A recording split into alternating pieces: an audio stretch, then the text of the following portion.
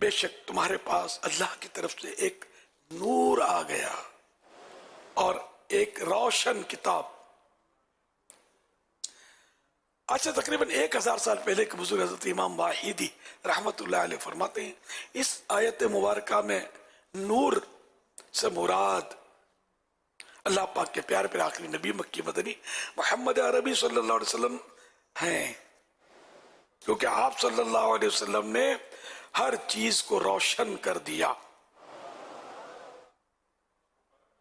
اسی طرح ایک اور تقریباً 700 سال پہلے کا بزرگ حضرت امام خازن مشہور مفسر ہے حضرت امام خازن رحمت اللہ علیہ فرماتے ہیں آیت مبارکہ میں نور سے مراد محمد صلی اللہ علیہ وسلم ہیں.